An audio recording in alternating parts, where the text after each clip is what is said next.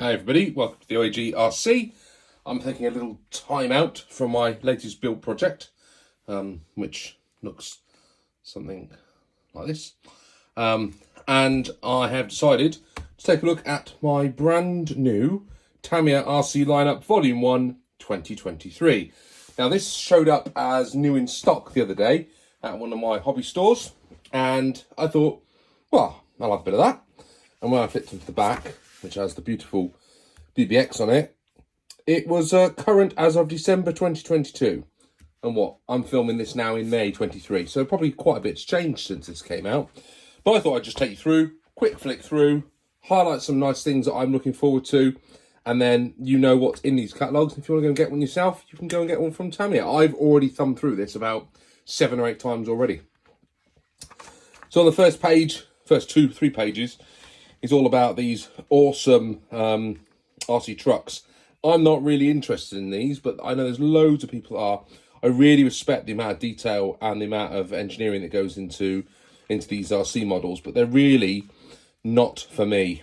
Although if Mini OAG said to me if I was going to get one, it had to be that Aeromax there because of the colour. I tried to explain to her that I could do any colour I wanted, but no, that one she liked. But they're pretty cool. Obviously, lots of awesome stuff in there if you're into this sort of thing. I quite like these. And loads of hop-up parts. I think that's just a taster of what's available in terms of hop-ups and option parts of these things. Right, page 7 and 8. This is the real stuff now. So the BBX. That looks awesome, doesn't it? I think it looks great. Thing is, in the UK market, I think it's really expensive.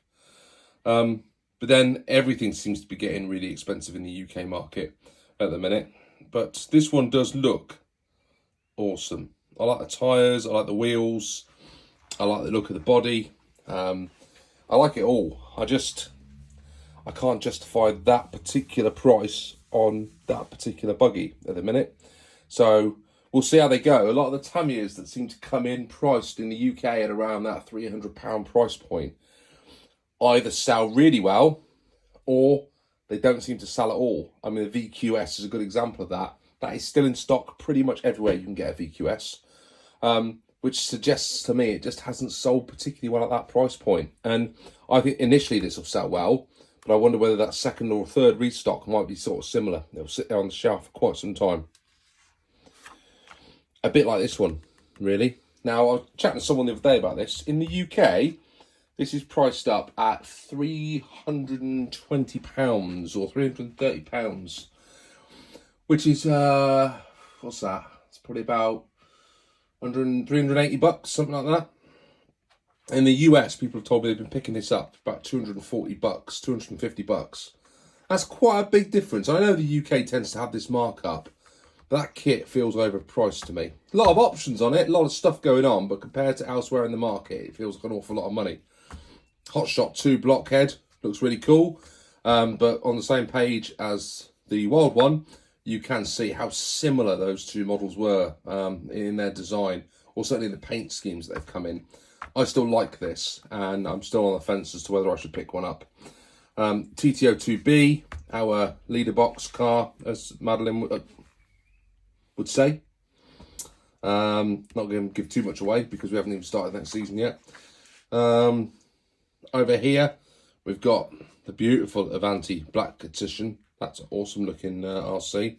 I'd be afraid to run that if I had that on the track. And then all of the brilliant off-road variations. I want one of these so bad after seeing Mark and Rob's video. Great RC. But I pretty much got, other than the VQS, which I still fancy, but I'm not paying the price for it. There's nothing else really there that floats my boat at the moment, interestingly. Over here, I've got my TD2. I'd love to get a matching TD4 at some point. I'm sure I will. DTO2, Sand Viper, great chassis. I've got my DTO3 now, so we've pretty much got this stock being covered. We've got a Neo Fighter. I thought I'd love to get an Acro Shot at some point because they're pretty cool as sort of a truck. Got your CW01s down the bottom here. Great chassis, great fun. Comical chassis. There's only 2 listed in here. I think there's a couple more of those. CCO2 chassis. Some good variation on that these days. I mean, It started off down here, and they've really expanded that range. I quite like the Bronco, but this Land Cruiser looks cool as well. I like the look of that. I haven't got one of those. Not sure how I feel about crawling at the moment, but maybe we'll give it another go at some point. Maybe I'll get a Rock Socker. I never see these in the UK anywhere. So while this is a Tamiya Catalog, these models never seem to come up anywhere, if I'm honest. Got the tracks down here. They're pretty cool. They look ace. G601s, the 6-wheel drive systems. I'd like to get one of those at one point. I was really impressed by Mark's Kong head. If I was going to get one, though, I'd probably get the bus there. That's pretty cool. And the pickups. Maybe one day, we'll be in the market for one of these. Rally chassis next. XV01, XV02. I love the fact that these two seem to be coexisting, because I'd be really worried if this was going out. Because having now driven them both, if I was going to get one, I'd still get the XV01. It just handles so much differently. This is not a bad chassis by any means. And it's probably got loads of tuning that I haven't got into yet. But out of the box, nothing drives like an XV01, that's for certain. MF01X, haven't got one of those yet. Would like to get one. That's got a new Volkswagen Beetle coming on that chassis at some point in the next couple of months. Interestingly, not in here. So that must have been announced after this catalogue was produced. SW01, we've got one of those to build at some point. Good to see the T301 still knocking around down here. I don't have one of those. Maybe one point in the future, maybe. TT02. Loads of TT02s. That's beautiful, isn't it? That's a great looking body kit. People have said that's really hard to paint, though. And that's quite interesting. I think that's new, isn't it? That's CLK AMG. I like this. If I was going to do another rally chassis, that's what would be going on it. That is such a cool body shell, isn't it? I think it looks fantastic.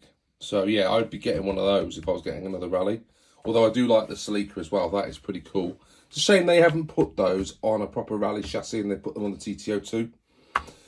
There's that SRX, which again is overpriced in the UK, unfortunately, but there's an awful lot of kit on that for what it is.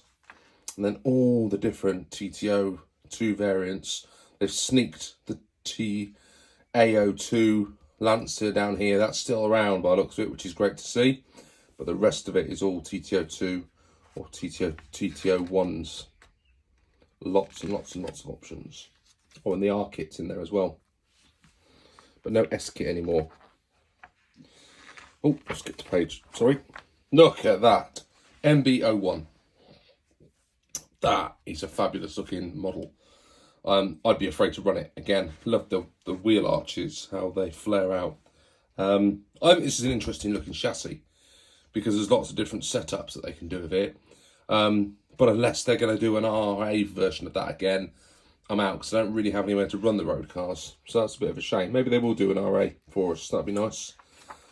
Lots of M chassis. Not really something I'm into.